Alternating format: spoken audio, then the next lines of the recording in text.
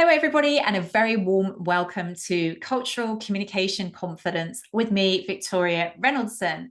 And I'm really excited to have a guest on the show here today. I have Nicole Posner here. Hello, Nicole. How are you? I'm really well. Thanks for having me on the show. Absolutely. Well, I was so excited to have you on because we met actually probably a few years ago now through various people, various networks. And I remember you talking about the area that you're in around being a conflict consultant and supporting businesses with this. And this absolutely fascinated me. And I thought this was going to be a fantastic opportunity for you to come on the show and share a little bit about the things that you do and all about this area of conflict. So, I mean, I'd love to just open up with a question to you, which is, why do we see conflict as such a bad thing? Why is it seen so negatively? Well, just to, I suppose, preempt my answer is conflict is not always bad. Okay. Conflict can be good. It can be an opportunity for change. But the reason there is such a negative connotation to it is because conflict can get very personal and it can feel like a personal attack. It can impact our mental health, our well-being. It can impact our teams. Can create toxicity. It can impact dynamics. So there is a lot around it, which on the bad side, the negative side, but also I think it's really important to think it can be an opportunity for good things to come out of it. So not always bad. But as I said, if it feels personal and if it escalates, it then becomes a sort of a much more serious and difficult situation to manage. Absolutely. So I'm now going to switch more to the positive side of conflict because that's a really interesting angle that I suspect that people who are listening to this or watching this perhaps don't think about so often.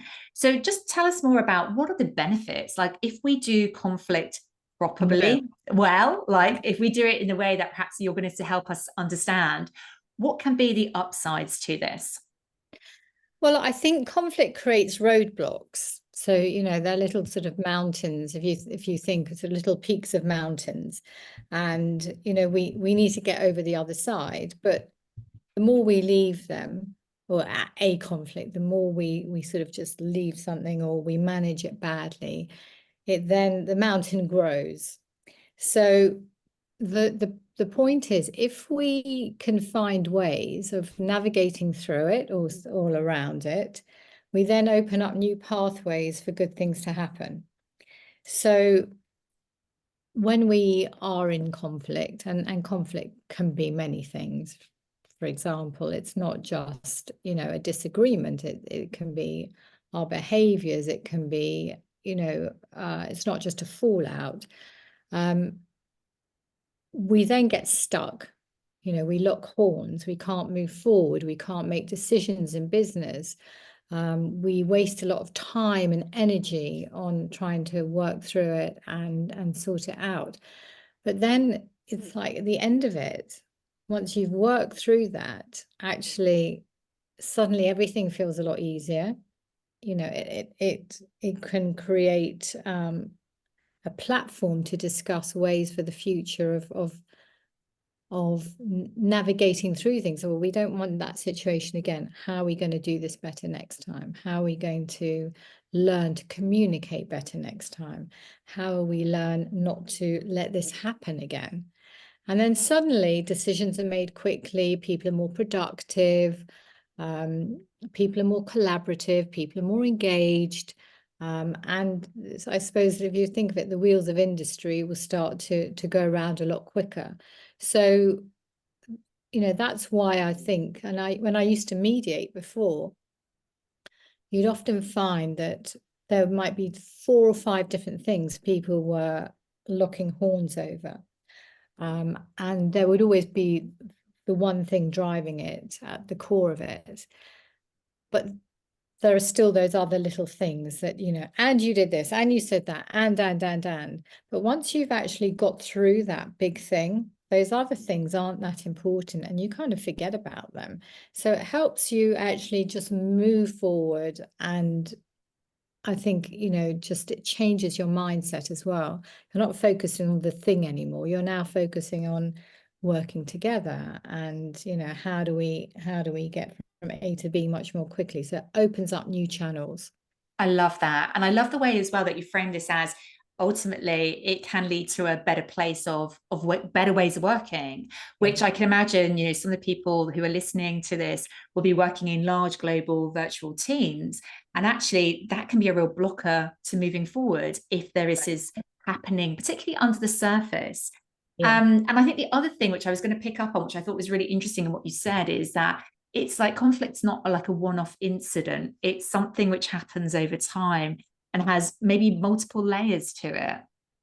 Always. There's always something that fuels it. There's always a trigger. And then what happens is there's something that I think she's an organizational psychologist, a lady called Leanne Davey, who wrote a book called Conflict. What was it called? Anyway, come back to me anyway. And she talks in it, The Good Fight, I think it is, in her book. And she talks about conflict debt. And so what happens is, it's like financial debt. So you have layers of financial debt. If you don't pay it off, you get interest on top, and you have to layer it and layers, and then suddenly it's not just the original financial debt you're paying off, it's plus interest. Same with conflict. So there's always something that fuels it in the beginning. A disrespectful remark, or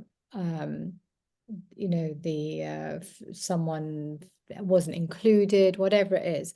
And then we add a layer on top of that and a layer on top of that, because suddenly, we feel hurt that we weren't included in something, or left out of something even. And then everything else becomes, toxic on top of that. So we don't maybe talk about the actual original thing that we're upset about, because people don't know how to often address those issues, which is, another thing we can talk about, of course. So you have the issue of, I've been left out of this meeting, and I'm really unhappy about that. But you skirt around it. You don't ever talk about it, but your behavior then becomes, you're bitter, you're upset, you're angry. So you start picking and nitpicking, whatever. And suddenly you have this conflict debt that's mounting up, and it's all because of this one thing that was never addressed. That's so interesting, because actually I think that the other thing I'm picking up from what you're saying is that we think we're good at hiding our feelings, or we're good at hiding what's going on. And reality is these things have a way of coming up to the surface, and the conflict will still continue even if we think we've pushed it down. Yeah, this is really, really interesting. So if people who are listening to this are thinking, well, okay, I'm experiencing this right now, I have some level of conflict that's going on in my workplace with a specific person or within the team, are there sort of practical tips that you can suggest to help move people forward? Like, what if they're experiencing this right now? Yeah, I mean, the first thing I would always say is, just don't leave it. Don't think it will go away on its own. Don't think that, suddenly you can wave your magic wand and it will be great tomorrow, because spoiler alert, it's not. So the first thing is, don't leave it, just address it. And then there are reasons why people don't want to address things, because there are always consequences. So it does depend on who the conflict or the issue is with. If it's with a manager, for example, or someone more senior, there's always that fear of a power imbalance. How do I bring this up with my manager, that I'm not happy about this? If it's with a colleague, how is that going to impact how we work together or collaborate? So you have to think about that first of all. How am I going to approach this conversation, and who is my audience? Who am I talking to? Because the way you would address a situation with someone out of the office, in a family or friend would be very different. So you have to get your thought process and who is this and how is this going to affect our dynamic moving forward. And then you'll get, depending on how you feel about conflict, you're going to address it in a different way. So I know we've spoken in the past about different conflict archetypes, and I will go back to the original question, but just bring this in. It seems a good point, a good timely way to bring it in. We all think about conflict in different ways.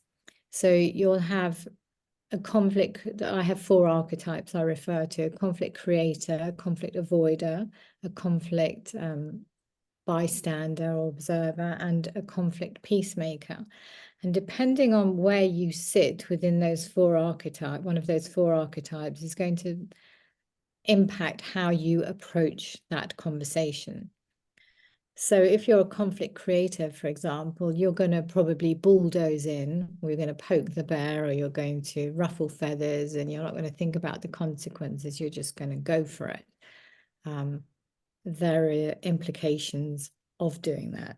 Don't expect it all to be rosy. The conflict avoider, if you leave it, it's going to escalate. You're going to find people are confused when eventually someone does bring it up or someone does refer to it, because you're going to think, well, I didn't know anything about that. If you're upset with a colleague, and you don't say anything, and then eventually it blows up and you say, well, why didn't you tell me? If you'd mentioned it 3 months ago, we wouldn't be sitting here now. So again, and that's the implication of it. Then the conflict bystander is somebody who watches from the wings. They might have the answers, but they won't get involved because they might be afraid of speaking up, afraid of what, the consequences of it. But actually that wastes a lot of time and sends a clear message to others, which is, it's not safe to intervene or speak up. And then you have the conflict peacemaker, who is someone who just wants to fix everything. They want it all to be okay. They put the sticky plaster on it. But what happens is they never actually delve down into what's driving the conflict, what's really going on here. And I know that, you just want to deal with it and move on. But you really need to unpick the layers and get to the core of why are you really angry or upset, or what is actually going on here, rather than, yeah, sorry for that or whatever, but how do you know that that's not going to happen again if you haven't really got to what's driving it? I love that. That's so fantastic. And I just want to jump in because I found that really fascinating. So 4 archetypes: creator, avoider, bystander, and peacemaker. Is that right? And these are your archetypes. Is that right, Nicole? Yeah. Amazing. With Yeah. Excellent. That's really fantastic. So, I mean, some people will be listening and going, right, I know which one I am. I am definitely the avoider, or I'm the peacemaker. But maybe some people might feel like, well, it depends on the context. Like sometimes in this mode, sometimes I'm in this mode. So is there an easy way for people to find out which one is their predominant or preference or the predominant style? Is there a kind of quiz or something they can take to understand themselves? There is a quiz which I'm working on, and I will perhaps share it with you. I haven't finished it yet, but I can certainly share it with you. And amazing. Yes, we'll add it to the show notes. Fantastic. Or later on. Mm-hmm. But I think what's important is just to stop before you have that conversation. This takes us back actually to your earlier question, which is, how do you have the conversation? Is, when you have to have that conversation, if you stop and think, right, what am I actually feeling about this conversation? If it's the feeling of, right, I'm going in, I'm just getting on with this, or, how dare they, or, that sort of where you want to blurt it out, you're a conflict creator. Mm-hmm. You just want to go in and bulldoze in. If you're kind of feeling a bit fearful and you like putting it off, you're a conflict avoider. If you're kind of happy to talk about it to other people, or, you know, I wouldn't say stirring, but if you're happy to kind of, you know, just watch and see what's going on and signpost it as a red flag to someone, you're definitely a bystander. And if you know that you kind of want to go in with the sort of, you know, make everything okay, I just want this to be okay, you are probably a peacemaker. That's a very baseline. But as you pointed out, you know, very clearly, we can be a little bit of everyone or every archetype in different situations. You know, a conversation with a colleague who you are good friends with, you're going to approach in a very different way to a conversation with your manager or someone more senior. And I think that's a really fantastic point, because actually, really interestingly, this question came up recently with somebody I was working with, and they talked about that dynamic of conflict upwards with somebody who's more senior in the organization, where the power dynamic was with them rather than with that person I was talking to. So is this where psychological safety comes in, or is there something else that you think about in the space of conflict and helping people when they're managing conflict upwards? Yes, definitely psychological safety, which comes down a lot to the culture of the organization. You know, is it okay to have these conversations? But also, I think it's about the relationship you have with that person. So if you have a good rapport with your manager and, you know, you are able to be open and honest, because you've worked there a long time, it's often easier to have those conversations. But I think you have to judge it based on sort of like putting a puzzle together in many ways. You know, you've got to understand your dynamic with your manager, first of all, understand the culture, but also bring in that, what we just discussed, how do you feel about conflict? And then how am I going to get the best out of this conversation? What am I hoping to achieve from the conversation? What is the purpose of the conversation? I have a little acronym I use, which is sometimes helpful. And I think in managing up or having the conversation with someone more seniors, perhaps quite helpful, which is use a map. So the map is M for mindset. So manage your mindset before you start the conversation. You know, get in the zone, feel confident, do whatever you need to do. Everyone has their thing that they do. Some people will listen to some empowering music. Some people go for a jog. Some people talk it out with a good trusted friend or colleague, and, you know, soundboard it off somebody else. How does this sound to you? Some people will go and meditate and do yoga. Everyone has their different thing, but get yourself in the right frame of mind so you feel calm and in control. And then know what you want to achieve from that conversation. So be clear what your goal is. Don't just go in to complain or to tell them I'm upset. What do you want from the conversation? Do you want understanding? Do you want an apology? Do you want change? Do you want them to stop doing something? Do you want them to do something? You know, what is it that you want from this? And then the P is prepare. So prepare notes, you know, just have bullet points or something even on your phone, just to know what it is you see. Because when you're feeling nervous or a bit anxious about it, you can get sort of derailed, particularly if the person you're having the conversation with is a little bit intimidating. So I don't mean go in with, you know, sheet of paper and you said this and you did this, but, you know, look at the notes before, have them to hand if you need them. Don't necessarily go in with your list, but, you know, writing down helps people to prepare. And if you need to, just say, look, I've written a few notes. I hope it's okay if I just share them. It's helping me put this in context, or, you know, just jogging my memory. It's okay to do that. That's fine, you know. I love that. So that's MAP. So that's mindset. Was it A for action? Was that right? Achieve, know what you want to achieve. Achieve, and then P for prepare. And that's really interesting. I mean, that very much also aligns with, interestingly, how I think about the world, which is, when you're thinking about communicating in a variety of situations, actually mindset comes into this quite a lot. How are you preparing yourself mentally and emotionally, sometimes, I suspect, for some of these conversations. I also really like the way as well that you talked about, it's not just going in to complain, actually. It's also about kind of thinking about what's the next step, like what is it you really want to see different in the behaviors. And I think that's really important as well, right? Absolutely. Because there's no point in going in with a complaint if you don't know what the better side, what you want, which is going to improve on that. And I think that's, certainly years ago when I was mediating, I remember one situation where there was a line manager who had a complaint from a member of staff, a member of her team, and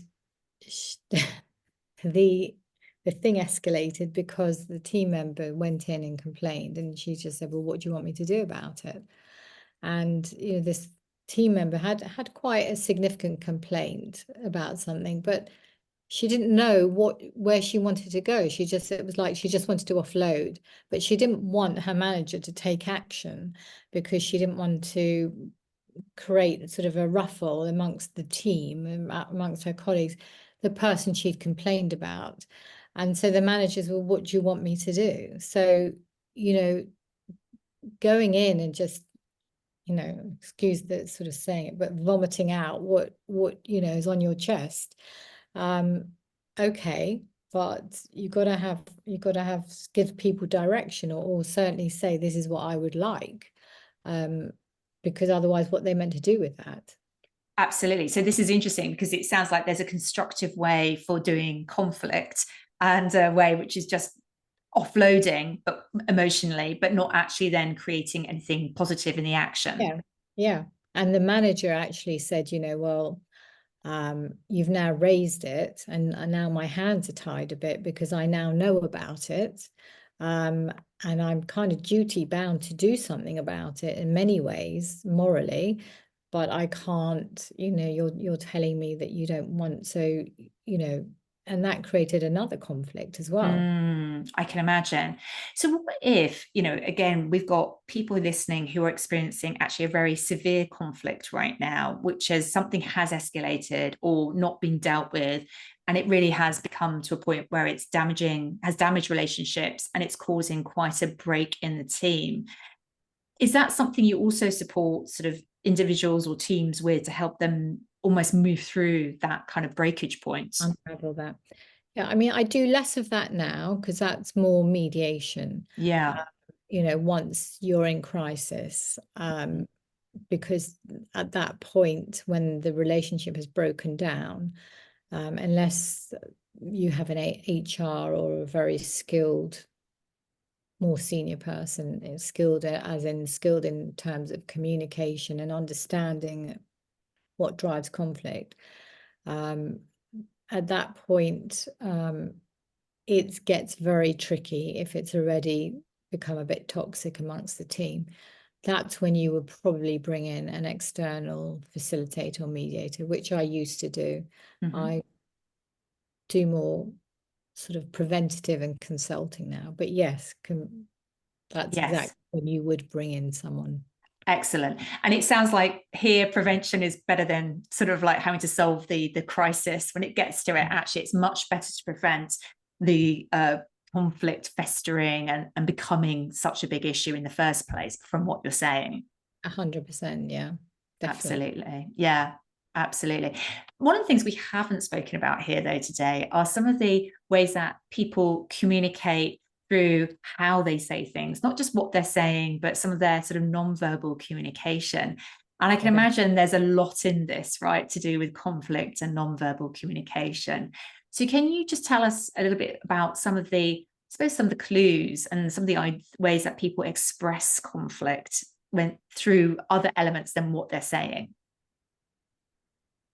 Yes, so I mean, I suppose probably most prevalent, well, actually, no, in face-to-face meetings as well now, but I think it was highlighted more, you know, in COVID, when we were all on, you know, Zoom the whole time, which was certainly facial expressions such as, you know, the eye rolling or the sighs or the, you know, or looking away from the screen or looking at your phone or being distracted. You know, those are all messages. It's not just the words you come out your mouth, it is gestures. Then we have something that I often refer to as communication baggage. So let's say you've had a really bad morning, or you just had a difficult meeting, or something's happened at home, or you were late for work because there's traffic, whatever it is, and you're in a really bad mood and you turn up for a meeting, and your whole body is very defensive, and you're very abrupt, and you're very, you know, impatient, and you're carrying all this baggage from your last whatever it was. The people in the room around you don't know what's going on, and they actually start to take that personally, and they might think that you're being short-tempered with them because of something they've done, or the way you speak to them, you know, you might be a little bit more aggressive than you would normally be, and they're upset by that. And then suddenly you've now created this whole other thing going on, which nobody knows why you're behaving like this. And now you have, what happens is you now have to deal with the carnage you've now since created because you've turned up in a meeting in that way. So I always say, you know, check yourself at the door before you go into any meeting, and just think about how you're showing up and how you're behaving, because unless you or walk in and go, guys, I'm really sorry, I've just had a really rubbish journey into work, I just need a second, excuse me, and take 2 minutes, and then, you know, but tell people, because people will be a lot more I suppose accommodating or understanding if they know that, or, you know, we've just lost a big contract, I'm really upset, you know, so I'm a bit quieter than usual, or whatever it happens to be. But, you know, you just explain yourself, you know. I think that's brilliant. And I think it's really interesting, isn't it? Because if you don't put down that baggage or you don't explain it, I think people tend to try and fill in the gaps. They're trying to make meaning out of what you're doing. And one of the things that I sort of often talk about with my clients is this idea of people like to fill in with the stories, and they're trying to make sense of what's happening and think, well, this must mean this, when in fact we never really know the true story of what's going on in the background, of what's happened immediately before or after this meeting, why that person is acting perhaps in a certain way. But you're right, I think people do tend to think it's personal, tend to think it's something they've done, and then start to fill and make this story even bigger in their mind, right?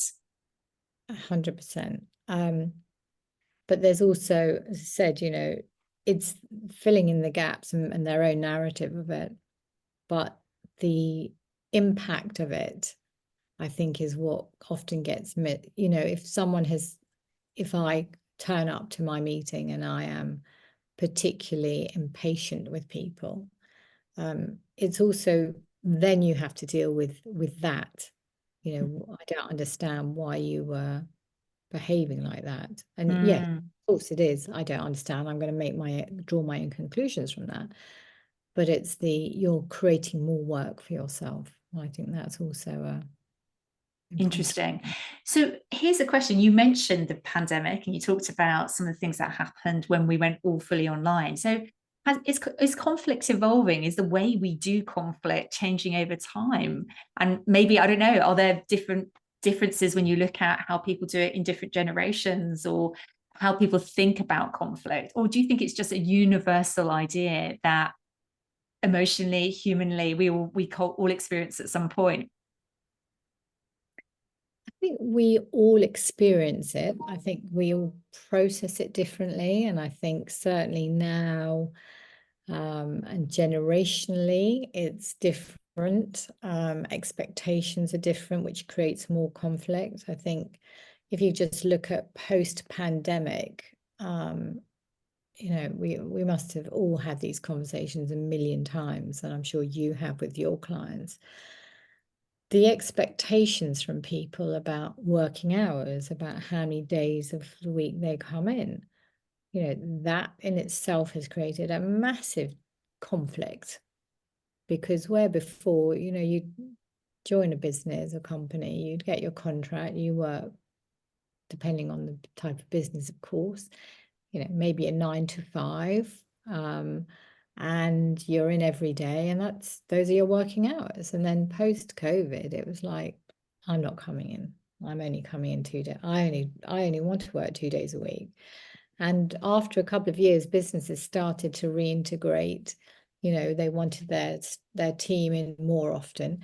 And I don't want to make this a generational issue, but certainly the mindset, people thought, well, I don't really want to work for a company where I have to work 4 days a week in the office. I'm very happy working 2 days a week there and 2 days at home.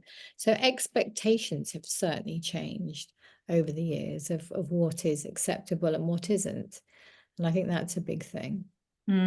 For sure. And I'm sure, there's loads more we could talk about with cultural angles on conflict as well, right? Because I can imagine the way that different cultures think about conflict really varies as well from the work I know in cultural intelligence.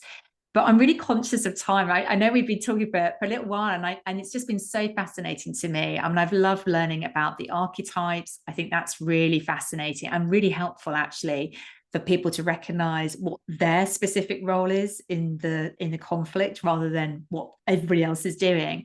But also, I really loved your map, the mindset, the sorry, not action. It was achieve, and then the P as well. Having that sort of plan as well going into the conflict. So I think this is really fantastic, and you've shared such amazing practical tips here today. But I'm really conscious that there's only so much we can dive into here and now. So the question is what if people are experiencing conflict, either personally, individually, or as a team? They need more support with this. What are you working on right now that might be able to help them in this space?